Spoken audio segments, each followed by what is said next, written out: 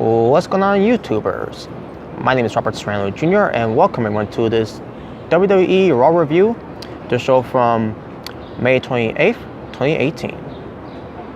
Now, I just want to say, first of all, I apologize for the delays, basically, for not doing it last week, because, to be honest with you, it happened again. You know, hitting that wall, being burned out. It happens, but you know, it is what it is. But what I'm doing right now is doing a pre-recording of this RAW review, just like I'm going to do also what comes to SmackDown, 205 Live and NXT. So I'm in a different location, by the way. I'm not at home, which is, by the way, is good. You know, it's less screaming, you know, and less noise because of what I have to deal with in my room. So. But that being said, let's get right to the show. Now I'm going to pull up some other things that I need to pull up too, when it comes to Raw. Cause I'm trying to remember where they were at. I think they were in Richmond, Virginia, if I'm not mistaken. But I'm going to double check anyways. But your commentators were Michael Cole, Corey Graves, and Jonathan Coachman on commentary for Raw from May 28th, 2018. Which again, this was last week's Monday Night Raw episode. So just bear with me here, folks. I'm gonna try to find it right now to see if I can remember if that was the place that they did last week.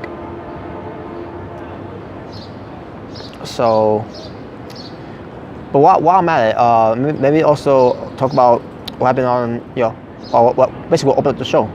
But before I do, maybe just not do this right now. Hopefully all the raw results are on the site right now.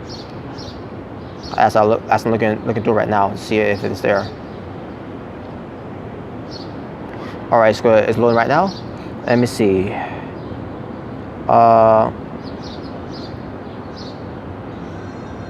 No, that's not it. I don't like this at all, folks. I don't like this at all. I gotta find another way to do it now to find it. So I gotta open up the home page and open up with a new tab. So yeah, let's get to the opening segment though. So the opening segment is one moment, folks. One moment. Wait till the noise pass.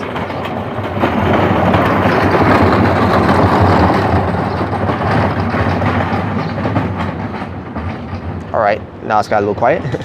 But yeah, so the opening show was Braun Strowman coming out to declare a promo about him being in Money in the Bank.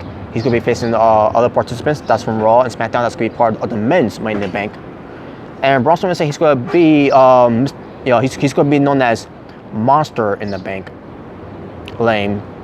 And it's not him, by the way. It's the WWE, you know, writing these scripted promos for these WWE, you know, wrestlers to say this. So it's not his fault. It's the WWE's fault for writing that. Stupid. That's stupid, by the way. The way they said, you know, for Braun Strowman to become the Monster in the Bank. Like, what's that even mean? Oh yeah.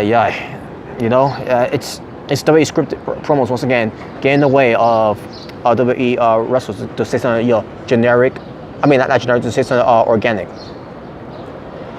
But instead, it just come out, you know, shitty and came out also, you know, generic. Instead, you know, like I said, or by the ordinary, by being organic and all that. But whatever. But that was it. That was basically what it was. So. But hold on a second. Now let me try to find out where they were at. Oh, by the way, there's something going on there, by the way. I need to get to the third page here. Hopefully it's there.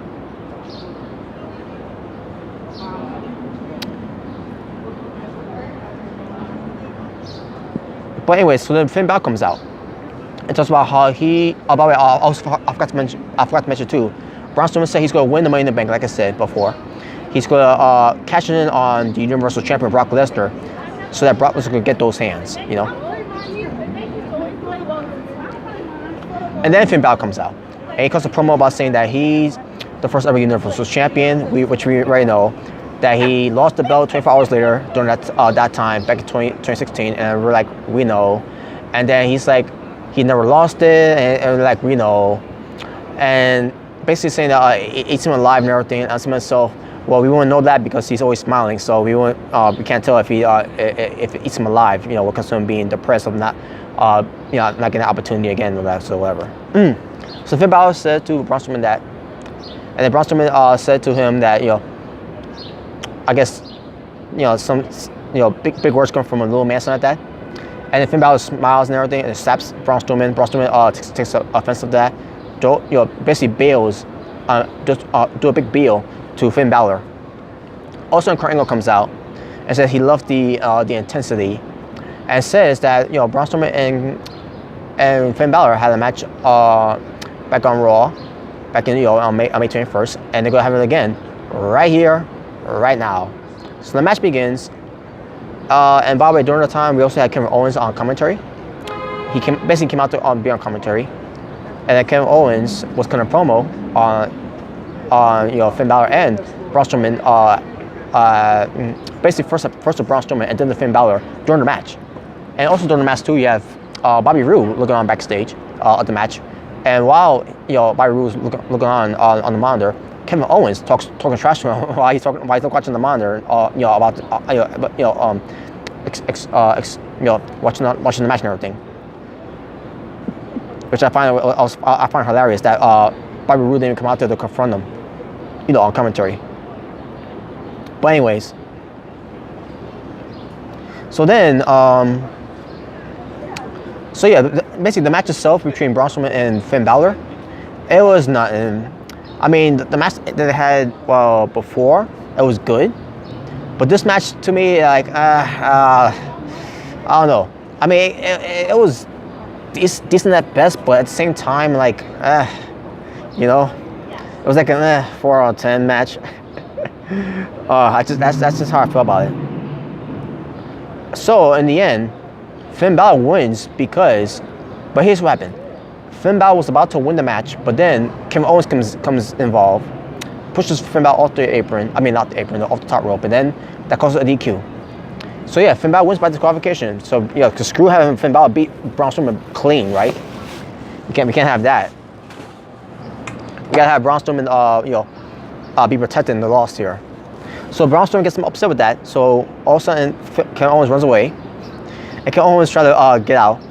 Basically, backstage, try to get someone to start the car, or whatever, and all that, right? I'm sorry, I forgot to mention too. But I'll mention right now. So Kevin Owens is getting to leave, right? Kurt comes up to him, and Kurt Angle's like, "Where are you going?" He's like, "It's Memorial Day, so I'm going to go celebrate the fireworks and all that, whatever." And then Kurt Angle says to Kevin Owens that you're Canadian, you don't care about somebody, your people don't care about Memorial Day, whatever. Okay, Kurt Angle, that's not the right thing to say. Saying that no one cares about Memorial Day is it's not a good thing to say, basically, folks. I don't remember if that's how he said it though, but I get what he means though. I guess in a way he's trying to say that Canadians don't celebrate Memorial Day, I guess, right? So basically, Kurt Angle says not gonna mention this. So basically, Monday Raw for last week was actually Memorial Day, so they actually opened up the show with veterans that been to war when it comes to fight for the freedom of our country. So I could do I know it's late, that it's weeks late, by the way, but I just want to say to those that serve and for those that sacrifice everything for us to have our freedom in this great country, America.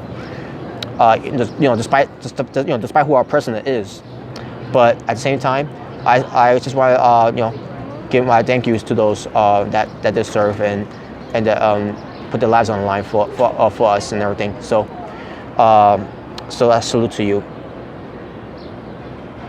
So just show my respect there. So basically, Kurt Angle says to not go get back to the show. So Kurt Angle mentions that it's going to be Kevin Owens versus Bobby Roode in the match. That's why Kevin Owens can't go anywhere. So that's why he had to stay. All right, now before I move on, let me see if I can find it now. It should be here now. All right, here we go. Here's the results.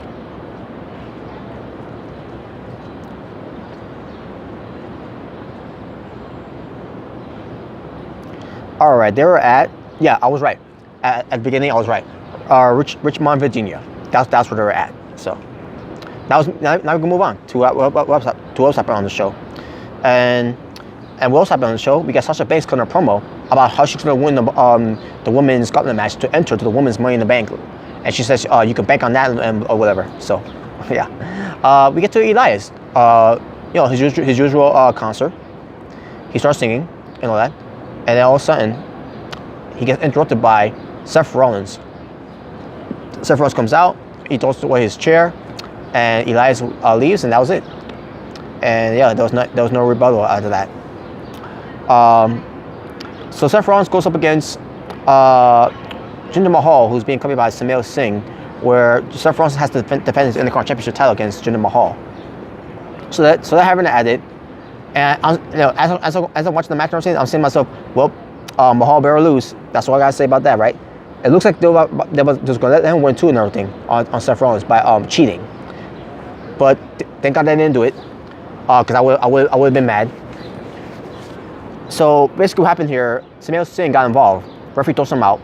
Sameer Singh comes back, and Sameer said, "Wait a minute. So there's not gonna be no repercussions. There's gonna be no punishment, because Sameer Singh, he defied the referee's orders.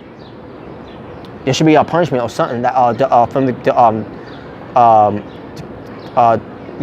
to obey the law, right? But no, nothing. WWE, they're not do anything at that, because of that. So Seth Rollins gets a steel chair. He hits Jinder Mahal, goes to a DQ.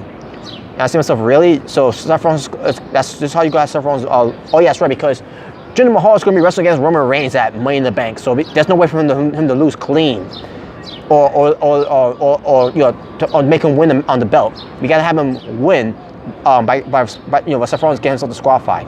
Brilliant. Because we're all excited to see that that match between Jinder Mahal and Roman Reigns at Money in the Bank, right? So Seth Rollins is chasing away Sameer Singh and Jinder Mahal with a steel chair, and Seth Rollins basically won the fight, I guess. Even though he didn't win the match, but he won the fight, and he's still Intercontinental champion. And Seth Rollins gets on the broadcast table, starts celebrating and all that. And then Elias comes out of nowhere with a guitar, El Kabongum. And then Seth Rollins falls out of the broadcast table onto the floor, which was protected padding, by the way. But yeah, Elias came back to get back at Seth Rollins for interrupting him, because no one interrupts Elias when he does his concert, right? That's basically that was basically the story too, by the way. But yeah, so yeah, Seth Rollins was being stretchered out, but Seth Rollins refused to be on the stretcher. He refused the neck brace, and yeah, and that was it. And that was it for hour number one. Total amount of wrestling for hour number one, 2 matches. Which was fine though. The show at this point was doing fine though. It wasn't anything great, but it was going fine. Hour number 2, Nia Jax versus Michelle Webb. Who's Michelle Webb? I have no idea. And I don't want to bother looking her up anyways, because based on this performance. But Nia Jax comes out there for the exhibition. Who's the Raw Women's Champion, and you have Ronda Rousey coming out there on commentary, basically interrupting Nia Jax, her whole entrance. So she's on commentary and all that, and Nia Jax gets on a microphone, talks about, "I'm glad you're out here, Ronda, because I want you to see what we're going to do to you at Money in the Bank." So basically, she's beating up on Michelle Webb while she's still talking on the microphone, and I'm watching Michelle Webb, right? Getting destroyed by Nia Jax, and what does Michelle Webb does? She smiles. While she's laid out, she's smiling, I think giggling, whatever. Like saying to myself, really? This was trash, and with Nia Jax talking too was fucking trash too. And I feel sorry for Ronda Rousey being involved in this angle too. By the way, this is so fucking dumb. And by the way, now all of a sudden we're going to turn Nia Jax back to being the heel. After all this time, they turned Nia Jax to be a babyface because this whole she's being bullied or because she's being fat shamed and all that, and then she overcame Alexa Bliss and everything, and now they're gonna turn back to be a heel. They just went to all this trouble to turn her face, and now they go back to have her being a heel. What are they gonna have her be now? Like the big show of the WWE Women's Division? Holy shit, man! What the fuck? It's like they don't know what to do with Nia Jax at this point, and it's their own fault because they should have never booked this match between Nia Jax and Ronda Rousey to begin with, anyways. Because they should know in their freaking minds that Ronda Rousey was the one who's going to get cheer, and Nia Jax is going to get booed. And another thing, they also had to cut that promo about don't be a bully and everything, be a star and blah blah blah, and the fans boo her because of that. So yeah, WWE backed themselves to a wall because of this. Yeah, so yeah, what a brilliant mind that this company has to not to make it stars in 2018. This was fucking terrible. So yeah, Michelle Webb, trash. Nia Jax, keep talking with her annoying voice, trash. And also she mentions how Ronda Rousey is not going to put it's not going to be able to put apply the armbar on her because of her size. And I say to myself, wait a minute, wait a minute. Are we going to forget about Asuka putting her on the armbar, back in February on that Raw episode? Are we forgetting that now? Like, what the fuck? Like, does WWE even know that what they did months ago? That was so fucking stupid to have Nia Jax say that too, by the way. That Nia Jax, saying to Ronda Rousey that you're not going to apply that armbar on me because of my size and everything. I'm saying to myself, but Asuka did that to you months ago. What the fuck are you talking about? This company is so fucking dumb. This fucking company doesn't know what the fuck they're doing. And of course, you're going to have these WWE fanboys are going to defend this stupid shit, too. Fucking dipshits. So Nia Jax challenges Ronda Rousey to get in the ring to help out Michelle Webb. So Ronda Rousey gets in the ring, and guess what? Michelle Webb was already gone. And I see myself, what? I thought she wanted her, like, oh my god, I was, folks, I hated the segment. I fucking hated the segment. So then Nia Jax said to Ronda Rousey, so that's the mean face and all that, whatever, the intimidating face and all that. And she's like, you know what? That looked cute and all that. And she's laughing off and all that. And she leaves. And then Ronda Rousey standing in there, looking confused. Trash. Folks, hour number 2 for me for Raw from that Memorial Day. That one took a toll of my excitement for Raw. But then it built up a little bit, but we'll get to more of that later. Dana Brooke cuts a promo about her theories or her calculations, whatever. It's gonna have her win Money in the Bank and all that. And like, I mean to win the Gauntlet match to be in the Money in the Bank to win and all that. And like, say to myself, you ain't winning, so fuck off. No disrespect to Dana Brooke though, but I'm just saying she's a jobber, and on top of that, she sucks. Bray Wyatt, Matt Hardy together, or should I say bootleg Matt Hardy and babyface Wyatt, the bootleg of the leaders. I'm sorry, the leaders of bootlegs. I'm about to say. Oh no, one of those two. Oh, either way, but I can't remember what they know. But they go up to the Ascension, and they win. Not the Ascension. The leader of bootlegs, they won. Moving on. Not talk about this. So we get the B team, Bo and Axel, backstage with Kurt Angle, about how they want a tag team title shot and everything, right? And also they talk about how they want to do a Memorial Day barbecue for the tag team divisions. And I like see myself, oh god, this could be we'll get to that later, by the way. Yes, and there was a segment too. We'll get to that later. Bobby Roode versus Kevin Owens. Match happens. Decent match. And Kevin Owens wins. I think he cheated to win. No, I don't think he cheated to win. But he beat Bobby Roode. And then Braun Strowman comes out to attack Kevin Owens. And Bobby Roode helps Braun Strowman to catch him. And then Bobby Roode gets beat up by Braun Strowman for no troubles too. For no reason too, by the way. I guess because Braun Strowman is a monster among men, whatever, right? So, whatever. And that was it for hour number 2. Tournament wrestling for hour number 2. I'm not going to include Nia Jax versus Michelle Webb because, to be honest with you folks, the match never even started. So I can't count that. So the only match that happened was the deleter of bootlegs versus the Ascension. So one match basically happened on hour number 2. Now let's get to hour number 3. Oh yeah, I just remember too, by the way, folks. Not I don't mean to go topic here, but the reason why I couldn't do the video, the live streaming for this Raw review last week is because it kept having technical difficulties for some reason. I'm trying to figure out why, but I think I know why it happened too. But I just want to mention that too. It just came to my mind too, by the way, why I'm delayed on doing this. But anyways, so we opened up hour number 3 with a segment.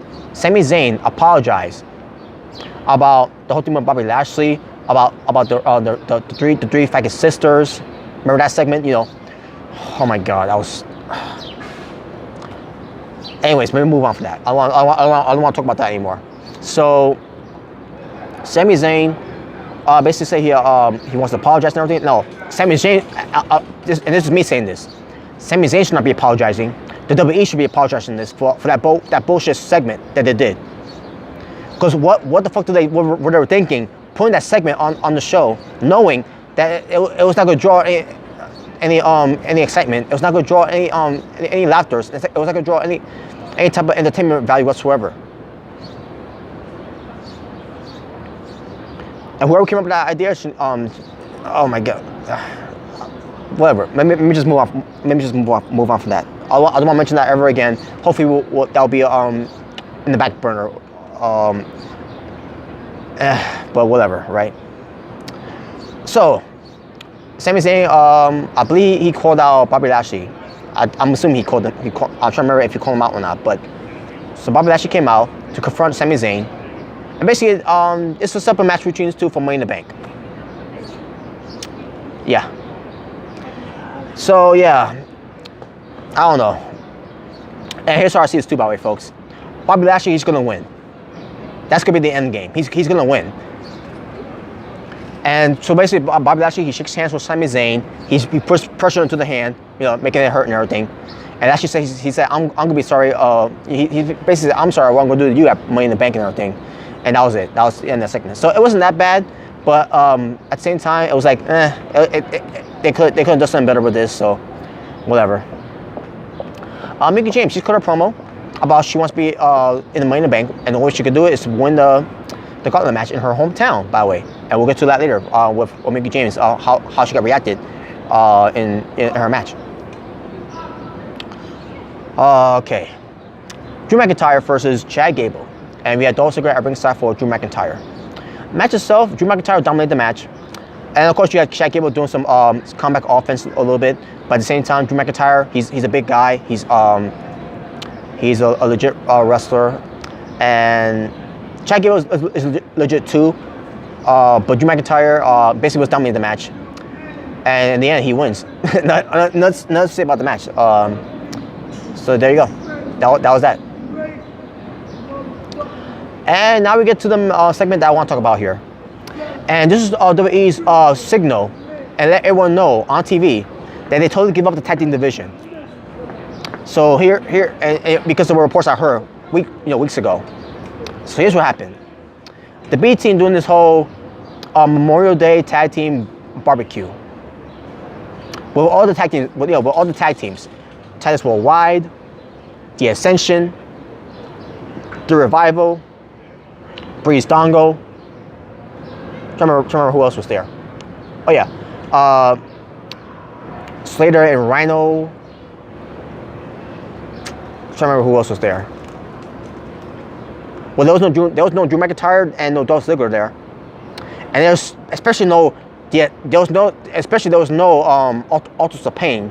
Authors of Pain. Remember the Authors of Pain that they came to the main roster from NXT, and they've been on TV for Raw for about for 3 shows, and now they're gone. And they're gone. Not to be heard of. Not to be mentioned. I don't know why. I don't know what's going on with the Ultimates are paying. Other than they're wrestling on house shows. I don't know why they're not on TV. I can't figure out why. But that's another signal there too, folks, that the WWE does not give a fuck about on the tag team division, especially when it comes to Raw's tag team division. And also, on top of that, Vince McMahon, who's never been a fan of tag team wrestling anyways. Just like he's never been a fan of women's wrestling either. But yeah, so Bo Dallas and Curtis Axel had the worst barbecue food ever there, by the way. Bologna sandwiches.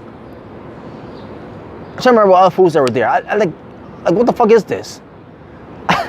You know, and basically, they do all this just to jump the line of the tag teams, and all of a sudden they all start having a food fight.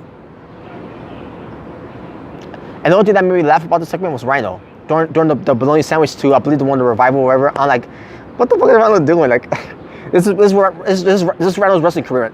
Yo, this is Rhino's wrestling career right now. A fucking joke.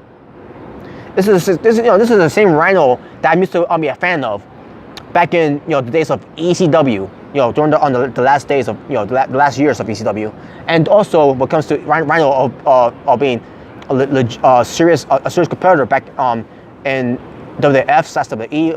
When it comes to the invasion era, the ruthless aggression era, and then when it comes to TNA wrestling. And then when it comes to him being on NXT, and then he comes back to the main roster, and then ever since he came back to the main roster, he's been nothing but a joke. What the fuck they done with Rhino? What the fuck have they done with him? I'll tell you what they done with him. They de-beast him, or should I say they had Rhino turn in his Man Beast card. But anyways, so like I said, they all like I said, he's bologna sandwiches and everything, eating bologna sandwiches and whatever. And then all of a sudden, it ends with the B team putting Rhino to a table. And that was it. And I was like, thank fucking God this segment was over. It was fucking trash. I mean, I'll give this credit though. This was way better than the segment that Bobby Lashley had, with Sami Zayn with those 3 mega fat sisters of his. Sami Zayn, Bobby Lashley's 3 fat sisters. Yeah, I still can't believe that they did that. I still can't believe WWE did that shit, man. But whatever. Like I said I was gonna mention that again, but I guess I lied, right? The B team went backstage with Kurt Angle, and the B team still wants to get a shot and everything. Kramer says we'll have a battle royal instead for all the tag teams on Raw, and the winner of that match gets to face the Raw tag team champions. I guess Money in the Bank or whatever. I don't know. Whatever. And then they start shaking. Well, Bo shakes the hand of Kurt Angle with some kind of food that's still left on them, and Kurt Axel hugs him, ruining his suit. I meant to say. And yeah, folks, I don't care about the B team. Bo Dallas is very talented. Curtis Axel is very talented, but this tag team they're doing with Bo and Axel is fucking trash. Think about it. These two guys were at one point were taken serious. Excuse me, lose my voice a little bit. At one point they were taken seriously on NXT. At one point they were taken seriously on the main roster for a little bit, and now they're just fucking jobbers. And now we're supposed to believe that they're going to be to be the tag teams to run a place on Raw. Fuck out of here, But whatever. All right, now we get to the final match, the women's gauntlet match. Winner gets to go to the Money in the Bank for the women's. So we get Sasha Banks versus Sarah Logan versus Ruby Riott versus Liv Morgan versus Mickie James versus Bayley versus Dana Brooke. Now, who was in the first? First it was Bayley versus Liv Morgan. Liv Morgan's and match begins. Liv Morgan gets a Bayley to Bayley by Bayley, and Bayley gets the win on to Liv Morgan. So Liv Morgan gets eliminated in a matter of seconds. I say to myself, what the fuck? And then we get Sarah Logan coming out. I mean, that's wait a minute. It's supposed to be random. Why the Riot Squad is coming out in order? So they have a match, Sarah Logan and Bailey, and Bailey beats her in I guess in a few minutes. And then Ruby Riott comes out, and I said to myself, yo, what is this? Who's booking this match? Who like seriously? You expect me to believe, after Liv Morgan gets eliminated, Sarah Logan comes in, and let's just say Bailey would have got eliminated, and then Ruby Riott comes in there to face Sarah Logan. Like, what the fuck was this? But anyways, so Ruby Riott and Bailey was going at it, and then we get the Riot Squad getting involved. That was still at ringside.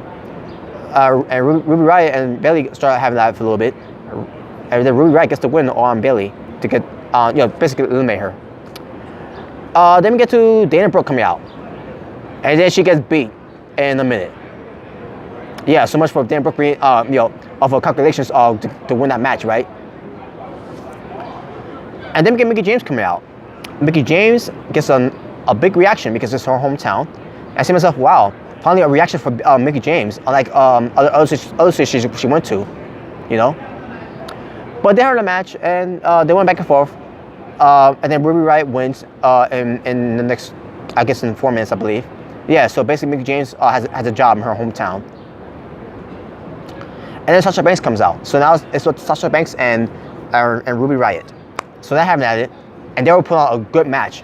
I see myself finally a good wrestling match.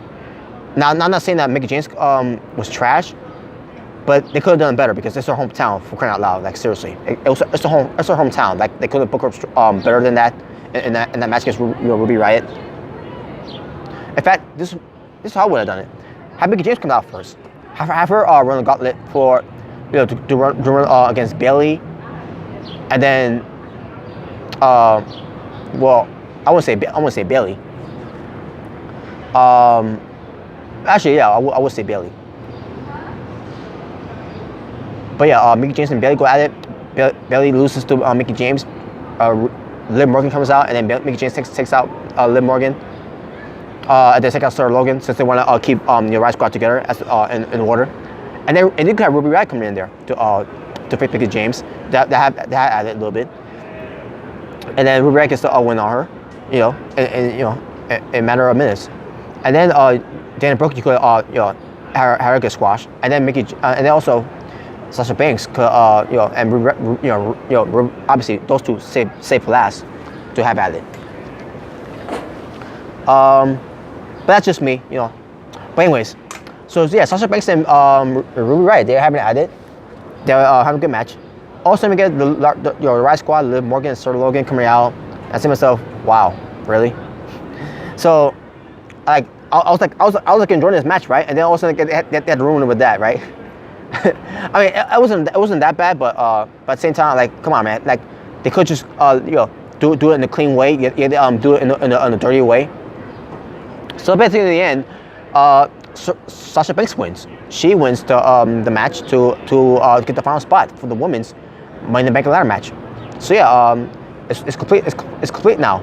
Lana, Ember Moon, Natalya, Sasha Banks, Charlotte Flair, Becky Lynch. I think that's it, right? I think six women in the match, right?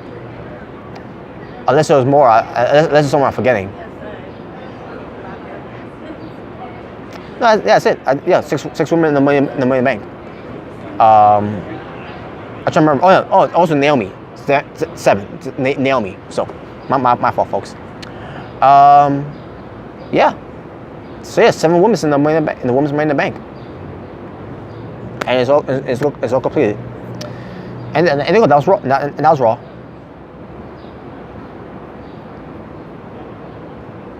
Talking about wrestling for hour number 3. 2 matches. So talking about wrestling overall for Raw. 5 matches. But at the same time, it wasn't a bad show. I mean, not to say, but at the same time, it wasn't good either. So, I mean, to me, it was like a passable Raw. Well, it wasn't boring, but I just thought it was passable. So, And plus, there was no Roman Reigns, thank God. No Stephanie McMahon, thank God. And yeah, that's all I gotta say about that. And I'll throw that in. I'll throw it in here too. No John Cena either. So that makes 3. So yeah, as far as the show, my overall show rating, I'm gonna go 5 out of 10 for Raw from May 28th, 2018. And there you go. That was Raw for you. Yeah, like I said, I mean, they could have done better. I mean, for crying out loud, it was Memorial Day, for crying out loud. So in a way, they could have done a way better show than this. But I guess you can't get what you always get, right, for WWE, right? Which is no surprise, right? So there you go. So yeah, with that being said, folks, thank you for watching. If you enjoyed this video, give it a thumbs up. If you didn't enjoy it, give it a thumbs down. Either way, I don't care. Choice is yours alone. And if this is your first time watching me, my name is Robert Serrano Jr., Natural Born Driller. Please subscribe. Normally I would say take a shot with a Natural Born Driller, but I don't have my shot glass, so. But yeah, but at the same time, you know, yeah, you have to do either subscribe or not. Either way, I don't care. And there you go. And that being said, thank you for watching. And up next, excuse me. Up next, I'll do a SmackDown and 205 Live review. So I'll see you all soon. For now, peace on the streets.